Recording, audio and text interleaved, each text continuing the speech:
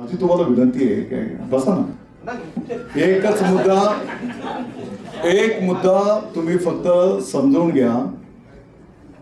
भविष्यामध्ये जेव्हा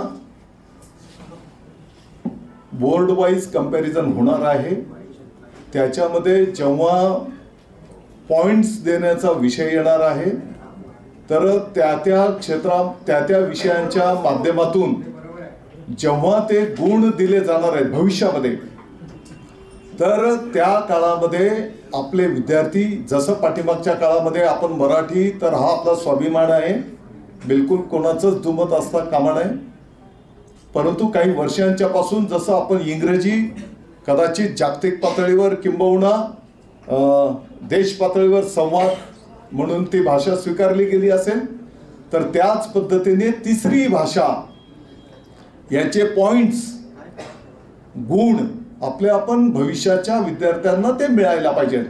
आता इतर माध्यमांच्या शाळेमध्ये जर तुम्ही बघितलं तर ऑलरेडी त्रिभाषिक सूत्र त्यांनी स्वीकारलेले आहेत।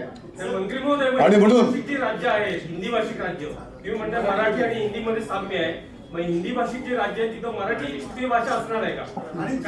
काय असेल मला वाटतं की तुम्ही 8 तास जाणार का त्याची म्हणजे मराठी भाषा? माझी आपल्याला सगळ्यांना विनंती आहे की असा विषय आहे या सर्व गोष्टींना आम्ही आपल्या राज्याचे विद्यार्थी उद्याच्या स्पर्धेमध्ये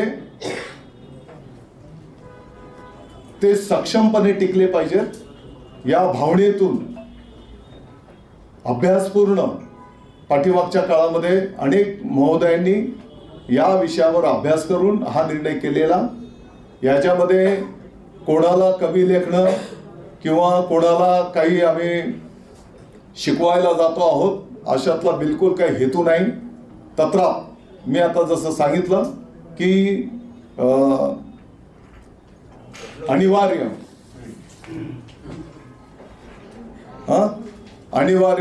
हा शब्दाला आम्ही स्थगिती करतो आहोत आणि यथावकाश नवीन शासन निर्णय मग वेगवेगळे जसं मी आता बोललो की तृतीय भाषा दुसरा कोण काय बोलत असेल मग तिथे विद्यार्थी संख्या किती आहे, त्याला शिकवणारा कोण आहे, तर या संदर्भामध्ये सविस्तर अभ्यास करून त्याचा सुधारित शासन निर्णय निर्गमित केला जाईल।